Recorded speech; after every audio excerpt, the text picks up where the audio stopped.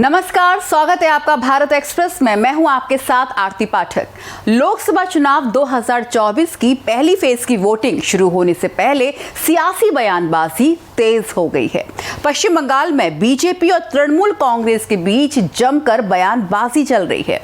पश्चिम बंगाल की सीएम ममता बनर्जी के family background पर बीजेपी के सांसद दिलीप घोष की टिप्पणी काफी विवादों में है। ममता की पार्टी तृणमूल कांग्रेस ने इस सांसद के खिलाफ इलेक्शन कमीशन में शिकायत भी की। यहां तक कि दिलीप घोष को उनकी अपनी ही पार्टी ने कारण बताओ नोटिस दे दिया। नोटिस में कहा गया कि दिलीप घोष का कमेंट अशोभनीय और असंसदीय है। असंसदीय शब्द आजकल अक्सर सुनाई दे रहा है। क्या इसका संबंध केवल संसद से है?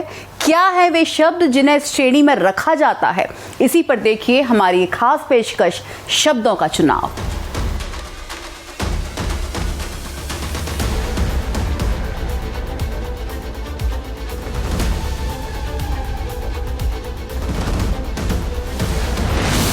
जुबानी जंग धुआंधार, बयान वीर सीमा पार।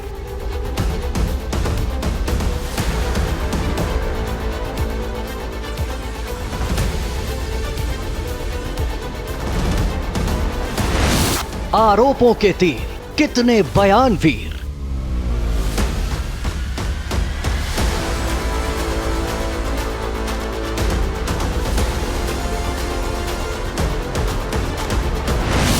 चुनावी मौसम की बदजुबानियां,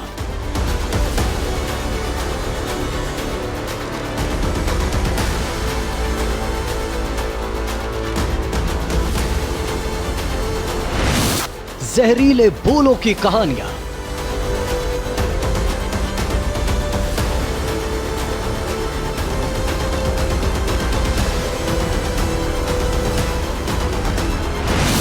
मान भी जाइए माननीय, आपकी भाषा असहनीय।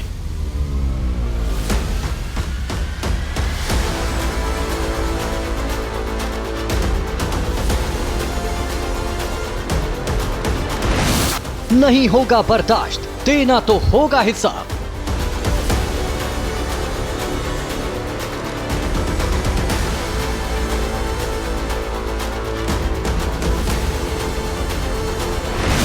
चुनाव आयोग का डंडा अब कसेगा फंदा।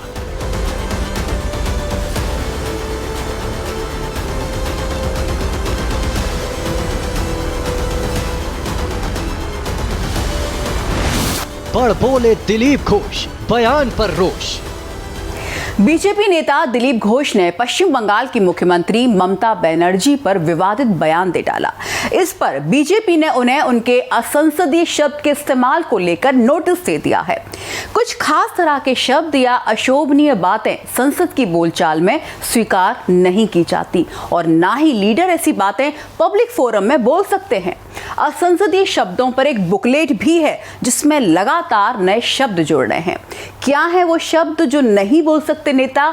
देखिए इस पर यह रिपोर्ट। बदजुबानी पड़ी भारी।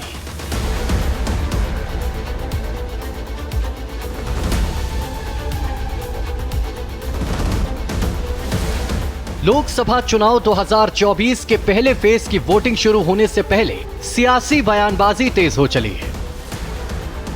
पश्चिम बंगाल में बीजेपी और तृणमूल कांग्रेस के बीच जमकर बयानबाजी हो रही है। बीजेपी नेता दिलीप घोष ने ममता बनर्जी पर विवादास्पद बयान दिया है, जिसके बाद ममता बनर्जी की पार्टी टीएमसी ने बीजेपी सांसद के खिलाफ इलेक्शन कमीशन में शिकायत की। यहां तक कि दिलीप घोष को उनकी अपनी ही पार्टी ने कारण बताओ नोटिस दे दिया है। नोटिस में कहा गया है कि दिलीप घोष का कमेंट अशोभनीय और असंसदीय है।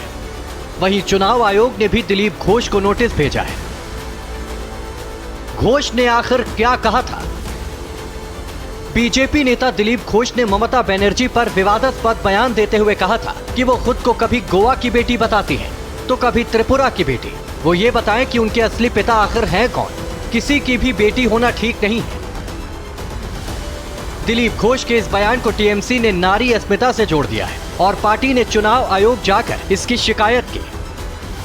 शिवसेना से जुड़े हेमंत तुकाराम गोडसे जब साल 2014 में नासिक से चुनकर संसद पहुंचे तो उन्होंने खुद को अजीबोगरीब स्थिति में पाया। उनका सरनेम असंसदीय की श्रेणी में था। असल में साल 1956 में एक बिल पर बहस के दौरान एक सांसद ने महात्मा गांधी के हत्यारे नाथूराम गोडसे का जिक्र किया था। सरनेम के चलते फंस गए थे नेता। शिवसेना से जुड़े हेमंत तुकाराम गोडसे जब साल 2014 में नासिक से चुनकर संसद पहुंचे तो उन्होंने खुद को अजीबोगरीब स्थिति में पाया। उनका सरनेम असंसदीय की श्रेणी में था। असल में साल 1956 में एक बिल पर बहस के दौरान एक सांसद ने महात्मा गांधी के हत्यारे नाथूराम गोडसे का जिक्र किया था। पार्लियामेंट के पीठासीन अधिकारी ने यह सरनेम उस दिन हुई बहस से हटा दिया था।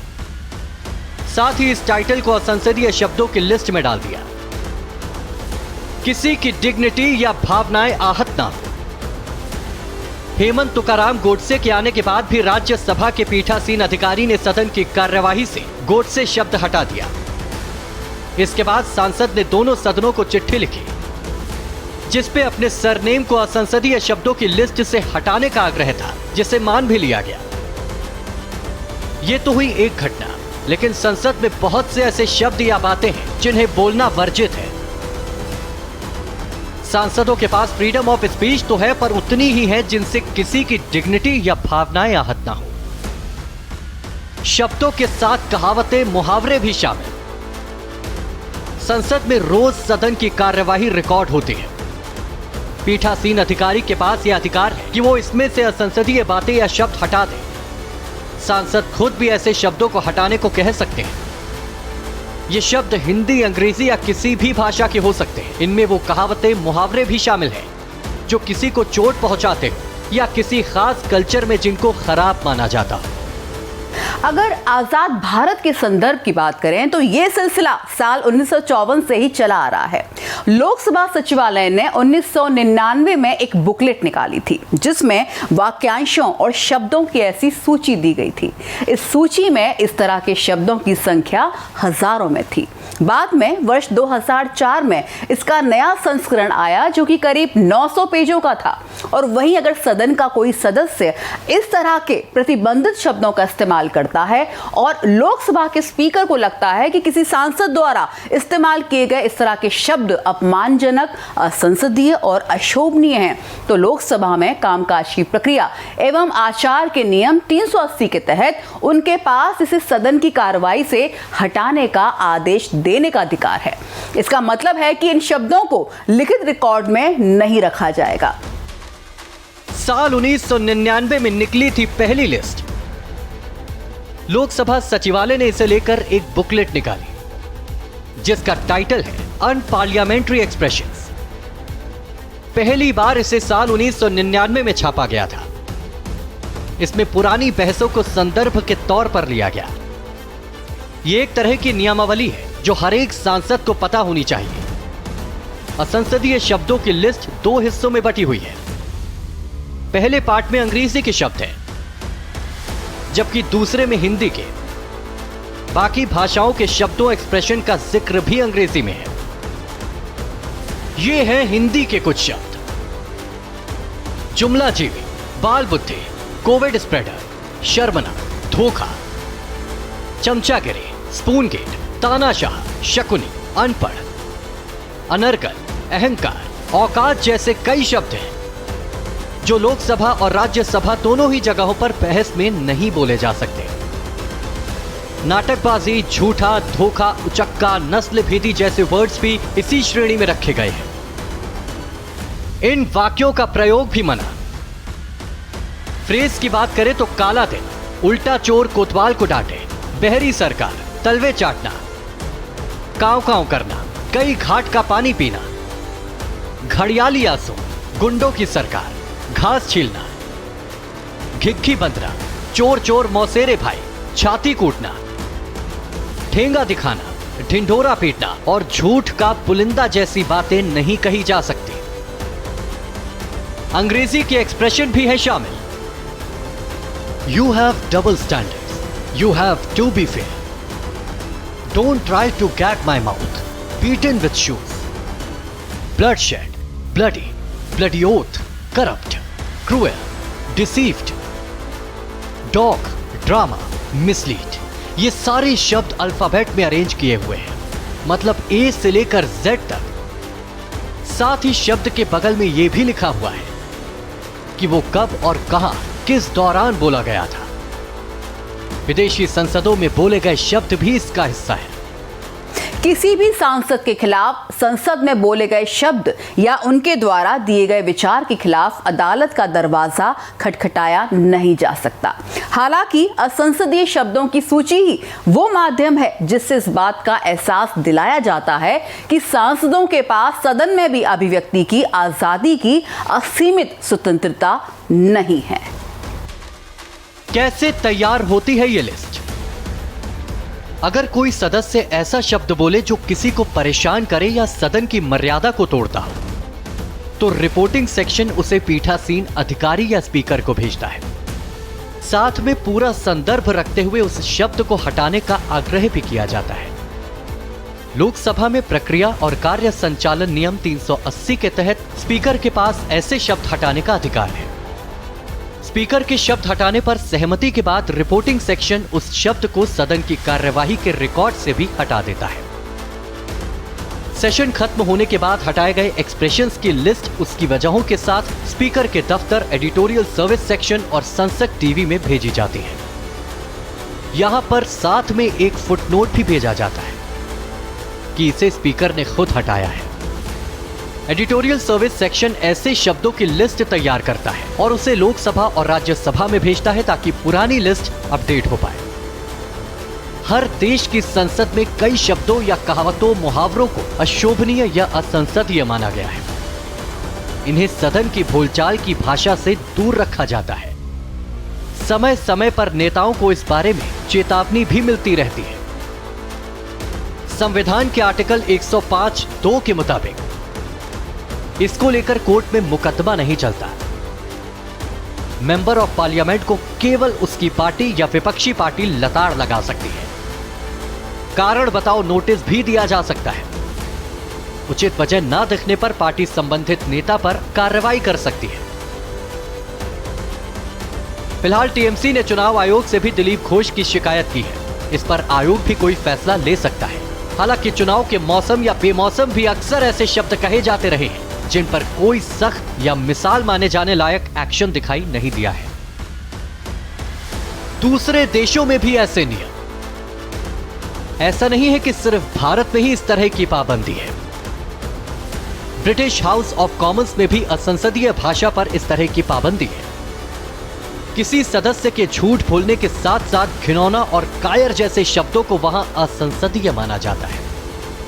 वहीं ऑस्ट्रेलियाई सीनेट ने 1997 में झूठे और डंबो जैसे कई शब्दों को असंसदीय घोषित कर दिया था। हालांकि बेल्जियम में असंसदीय भाषा जैसी कोई चीज ही नहीं है।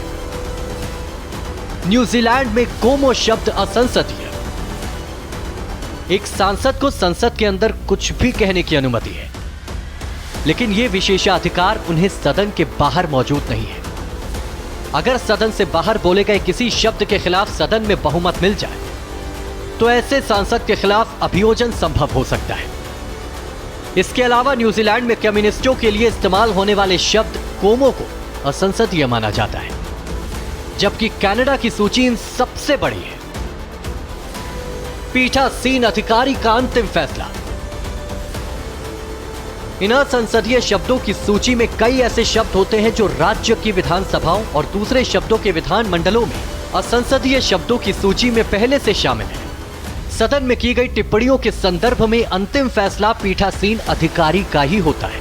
लेकिन सबसे पहले महत्वपूर्ण तथ्य यह है कि सदन के अंदर किसी भी शब्द के बोलने पर पाबंदी नहीं है और शब्द के संदर्भ के आधार पर ही किसी शब्द को असंसदीय घोषित किया जाता है। इसीलिए इस पूरे विवाद को सिर्फ एक राजनीतिक मुद्दा भर ही माना जा सकता है। असंसदीय शब्दों की लिस्ट आमतौर पर लोकसभा से निकलती है और राज्यसभा में भी इसका पालन होता है। इसी नियम को आगे सभी राज्यों की विधानसभाओं में फॉलो किया जाता है। फिर भी अगर किसी संसद सदस्य ने इस शब्द का इस्तेमाल किया तो उसे सभापति कार्यवाही से बाहर कर सकते हैं। दरअसल देश की राजनीति विपक्ष से संसद के अंदर और बाहर देश को प्रभावित करने वाले महत्वपूर्ण मुद्दों पर ध्यान केंद्रित करने की मांग करती है। देश के कानून निर्माताओं को थॉमस जेफरसन के प्रसिद्ध उद्धरण को कभी नहीं भूलना चाहिए, शाश्वत सतर्कता ही लोकतंत्र की कीमत है।